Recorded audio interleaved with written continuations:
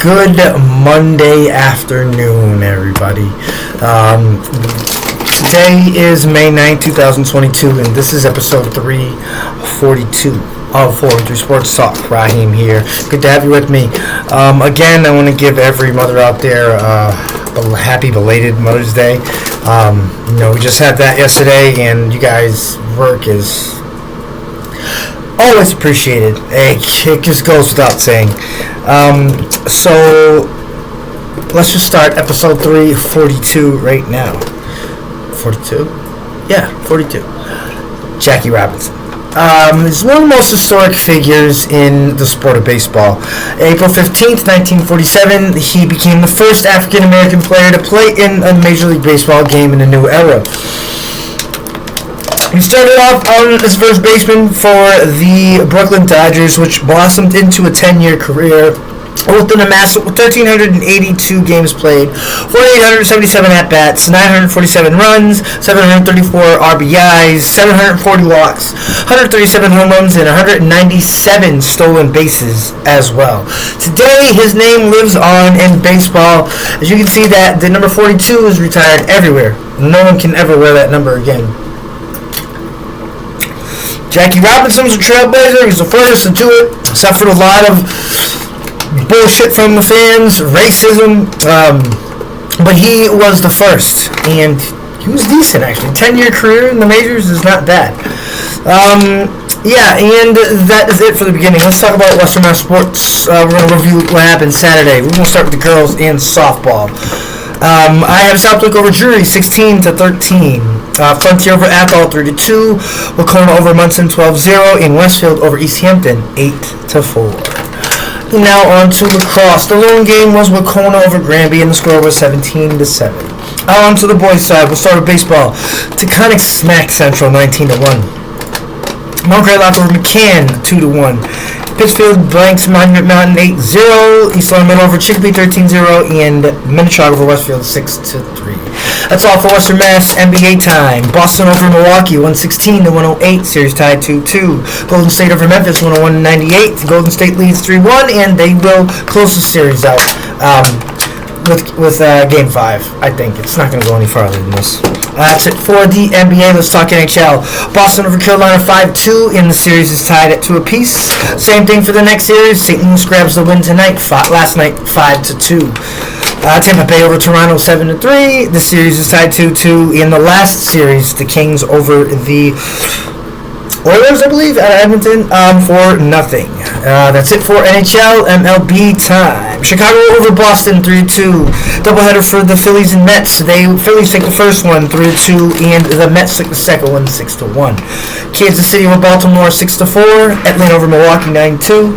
Yanks over the Rangers 2-1. Cleveland over Toronto 4-3. Cincy over Pitt 7-3. Houston over the Tigers 5-0. Minnesota 4. Oakland 3. And San Francisco 4. St. Louis Cardinals 3. WNBA LA over Indy by 10 points 87-77. Washington over Minnesota 78-66. And Las Vegas over Seattle 85-74. The lone NCAA baseball game was Penn State over Michigan State in 11 innings. The score was 10-9. And now we move on to the NFL's 32-32 NFC North style. Today we are going to talk about the basement dwellers in the NFC North, the Minnesota Vikings. All the teams suck because I'm a Packers fan, so it's so hard. I think I kind of misworded that. Maybe I was thinking about the Lions, who are the basement dwellers, but Minnesota sucks too. Anyway, first during the draft, they traded down with the NFC North foe, Detroit Lions. They did so in order to select Georgia safety Lewis Sine with the last pick of the first round. He was a safety I was high on. He made my top 10 list, and he plays well against the run. I just want to see how he's going to do when he's asked to cover in the NFL. That was a great pick, I'm not going to lie. And then when they got the 42nd pick, they found a steal in Andrew Booth Jr. out of Clemson, who, in my eyes, graded out with a lot of first-round talent. Second pick for the ninth overall, they selected a very experienced offensive lineman in... Why did I forget his name? There we go. Ed Ingram. I for some reason forgot to type it. Experienced out of LSU, can play both guard spots. I've not seen him play any center, though I haven't really much watched a lot of his film.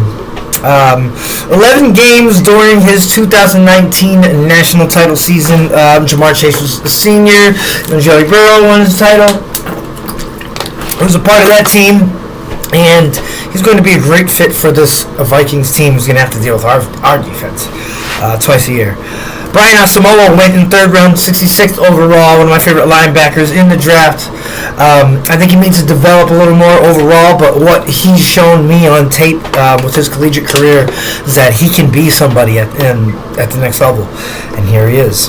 Who else do we have? Any notables? 4th round, 118th overall, cornerback at Caleb Evans out of Missouri. A lot of, I think,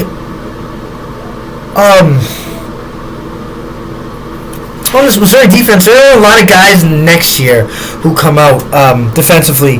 Kind of like gave me the vibe like Baylor this year with releasing both their safeties. Who in my eyes were they both made my top 10 list. And I think Caleb Evans kind of like fit that mold. He's well coached. I don't know why he slid all the way to the 4th round, but Missouri got a great pick here. Defensive lineman Asizi Adamawo, I hope I'm not butchering that, 5th round, 165th overall, out of Minnesota, hometown boy. Halfback Tyson Chandler, 5th, 169th overall out of UNC. I think he can compete for the 2 spot, and I think it's a nice option to throw in there when Dalvin Cook gets the early game 2 injury. Or even to spell him when he's not injured. I think this would be a nice 1-2 punch once he gets a rhythm. Offensive tackle out of Illinois at the 6th round, 184th overall pick, Vidarian Lowe out of Clemson. Don't know too much about him, honestly. Michigan State wide receiver Jalen Naylor, 6th round, 191st overall. Senior season kind of underwhelming.